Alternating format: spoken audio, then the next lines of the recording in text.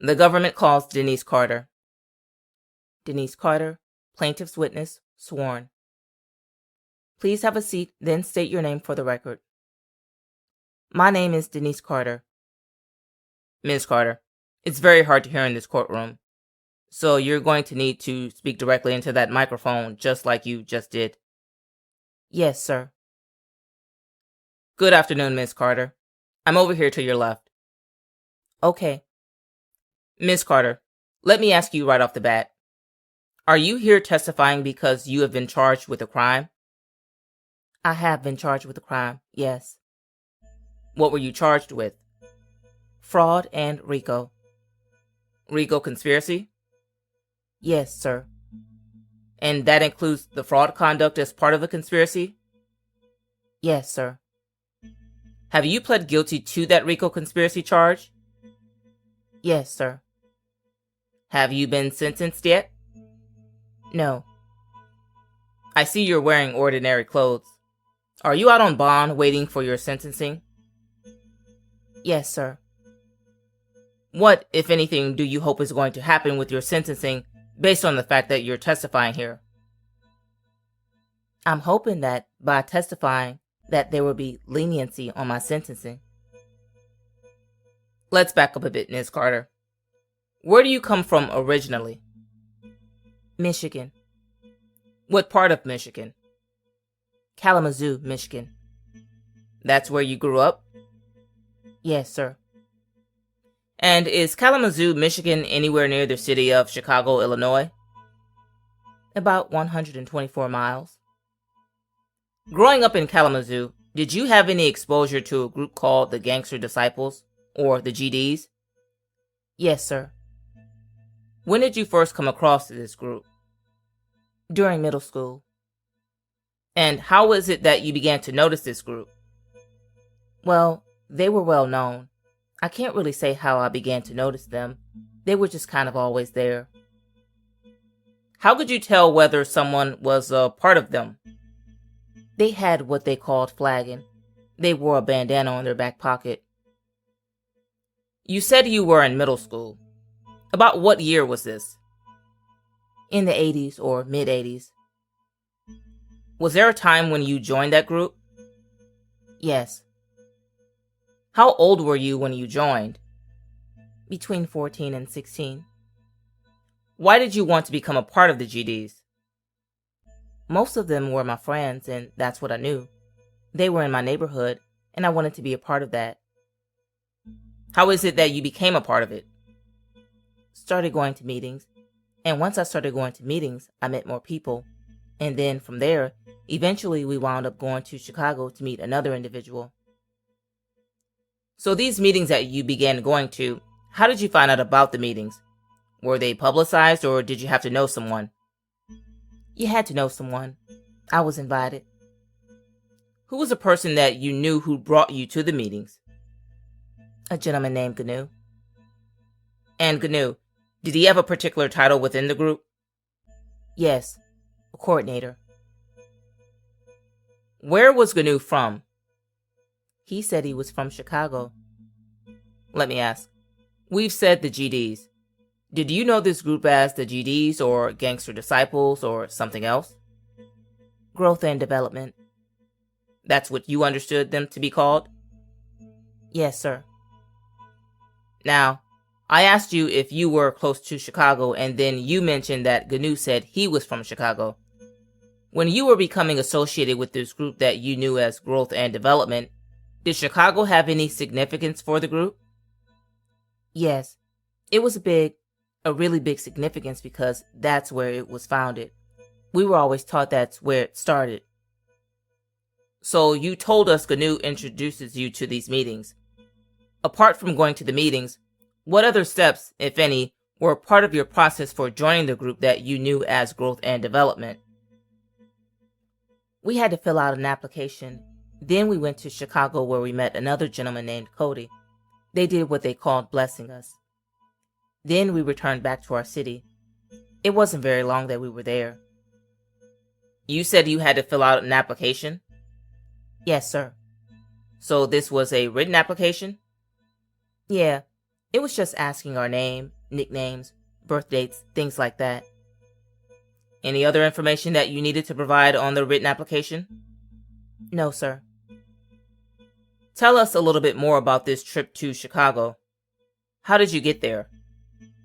GNU took us. When you say us, was this a group of people who were all about to join? Yes, sir. Myself and some other kids. Do you remember how many other kids? Not exactly. It's been years and years ago. If I had to guess, I'd say maybe 6. The fact you said kids, remind us, how old were you at the time? Between 14 and 16. Probably, maybe going into 15. The other people coming on this trip to Chicago with you, were they around the same age? Yes, sir. So we're talking early, mid-teenagers? Yes, sir. You said then you were blessed. What did it mean to be blessed? They would say something and we would have to repeat it, and then basically they hugged us afterwards. I don't know what everybody else went through. That's what I did as a female.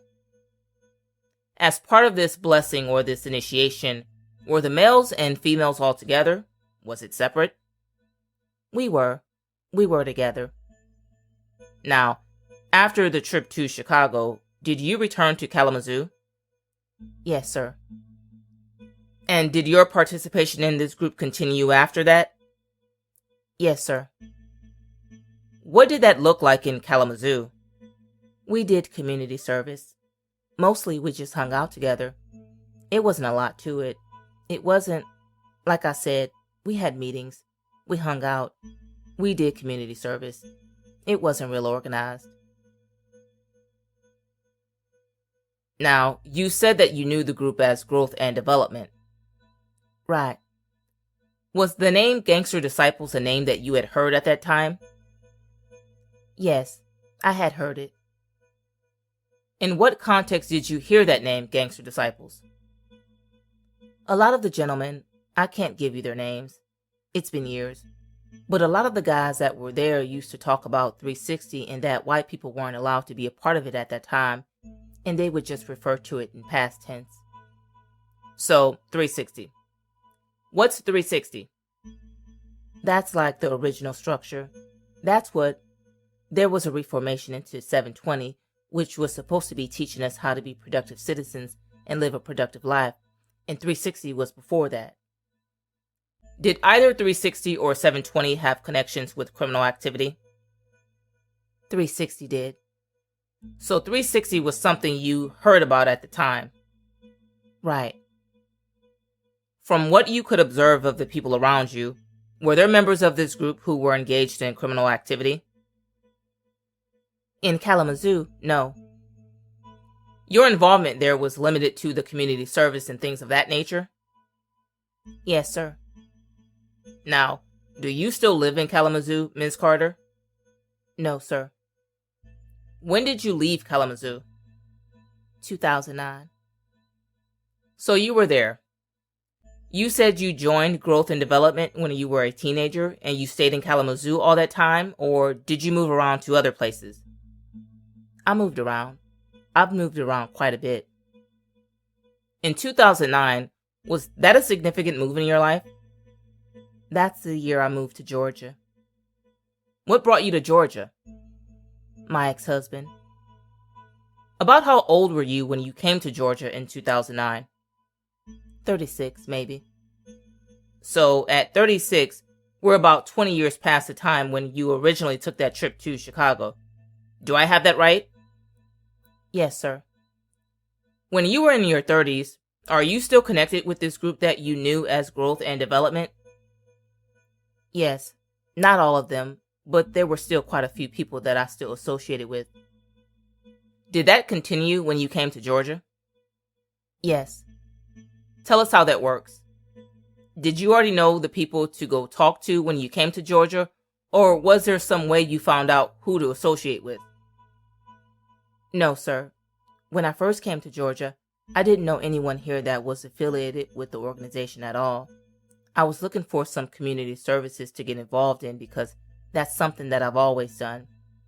but I was actually on a social media when an individual, a gentleman, was on there promoting doing some community service, some community cleanups and feeding the hungry, like that, and I engaged in a conversation with him. And he's the one that actually met me, and we had talked, and I helped them to do some community services.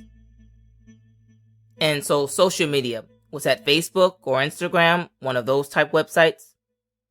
No, it was on MocoSpace. MocoSpace? Yes. Similar, though, to the ones I mentioned?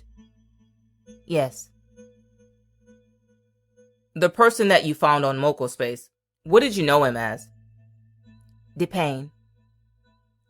And so DePayne introduced you to the Georgia component of the group that you knew as Growth and Development? A couple of the individuals I met at first.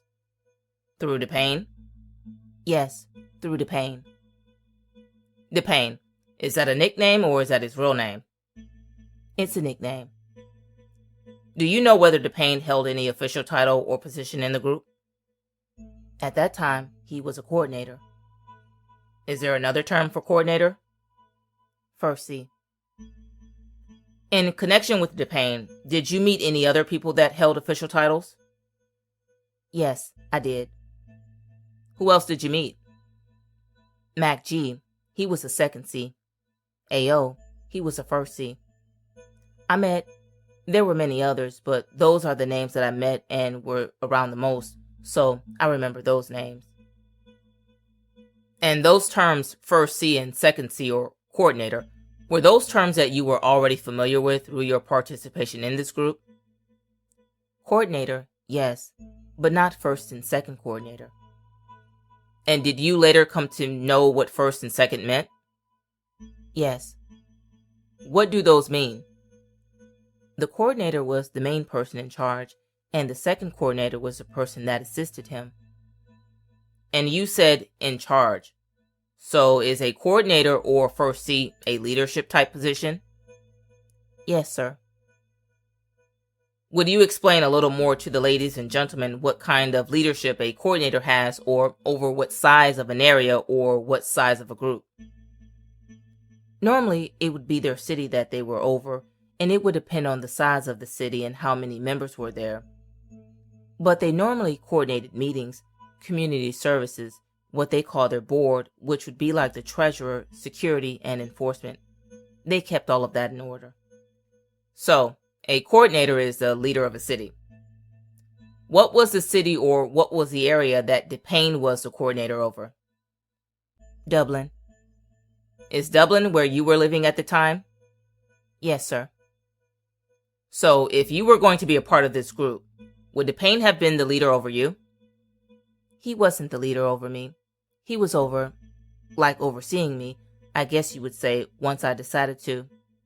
It was called a probationary period, go on a probationary period, but I didn't really answer to him.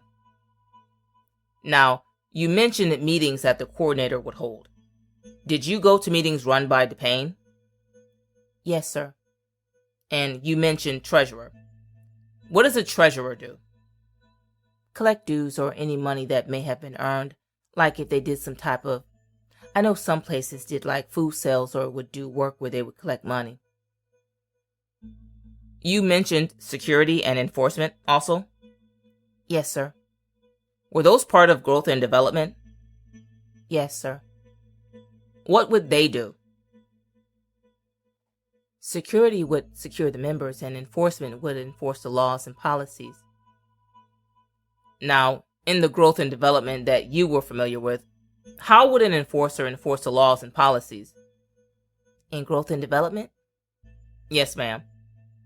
Usually it would be a monetary fine or an essay or some type of community work. In growth and development, was the enforcer permitted to use physical violence to punish violations? No, sir.